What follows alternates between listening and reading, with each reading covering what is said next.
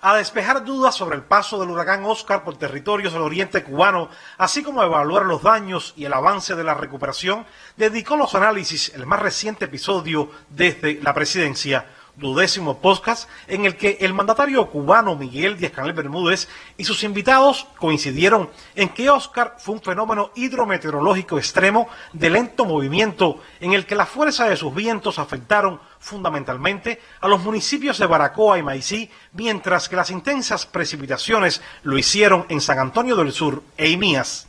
Un fenómeno hidrometeorológico extremo.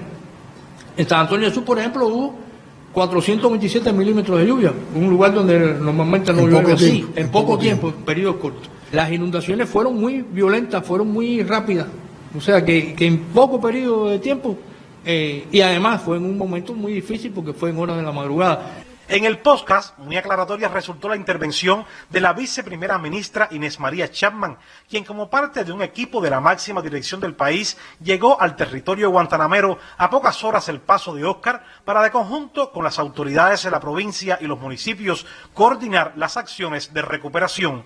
Ella, desde sus vastos conocimientos como ingeniera hidráulica, explicó el por qué se produjeron las inundaciones en Imías y San Antonio del Sur. Cuando cayeron estos volúmenes de agua, empezó a correr desde la misma sierra de Puriales, que es donde nace el río Samanalamar, y todos los afluentes empezaron a crecer. Pero con ello también trajo el deslizamiento de las montañas. Eso escurrió hacia la parte de abajo. Es como una copa que tiene la parte de atrás las montañas y tiene la base de la copa al final, y todo eso corre hacia el fondo. ¿Cuál es el fondo? San Antonio.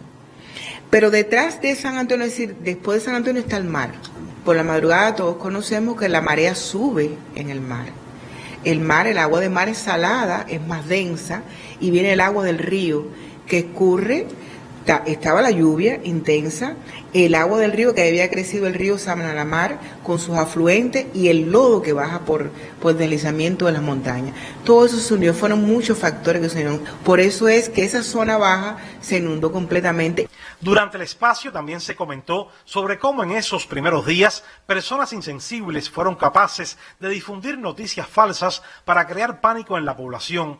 La más repudiable, comentó el presidente cubano, fue cuando por varias vías, incluyendo las redes digitales, difundieron que había colapsado una presa cercana a San Antonio del Sur. Falsedad, explicó la viceprimera ministra, que fue desmentida de inmediato por las autoridades. Y ahí, nos comunicamos con la población explicándole qué es lo que había pasado, que había sido muy cruel lo que habían hecho.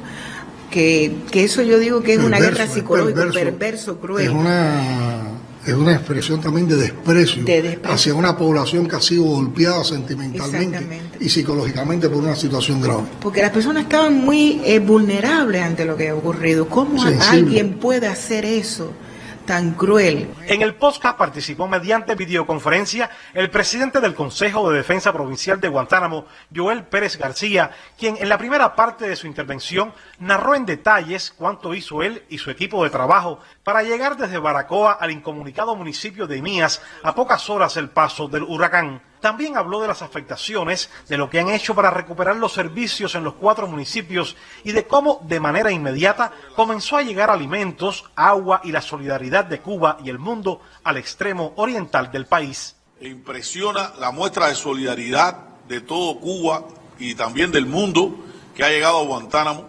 Guantánamo creo que se ha convertido en la capital de la solidaridad y las muestras de cariño, de afecto de todo el mundo hacia esa población afectada.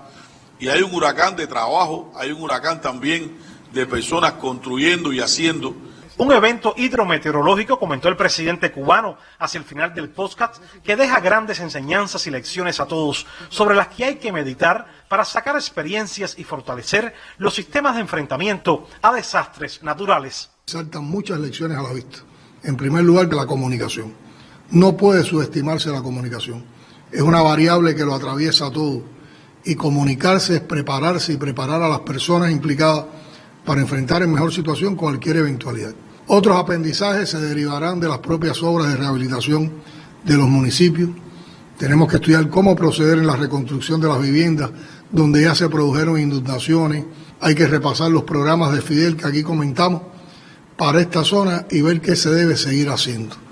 No podemos seguir repitiendo errores constructivos ni de actuación. En su intervención, el presidente de la República reconoció la labor de las instituciones cubanas y de todo el que desde nuestro país o en el exterior ha apoyado en la recuperación, en particular a los hijos de los municipios guantanameros afectados, a quienes les reiteró que cuentan como siempre con el apoyo de la revolución y compartió la certeza de que de esta situación difícil juntos se saldrá adelante. Wilmer Rodríguez Fernández, Canal Cubano de Noticias.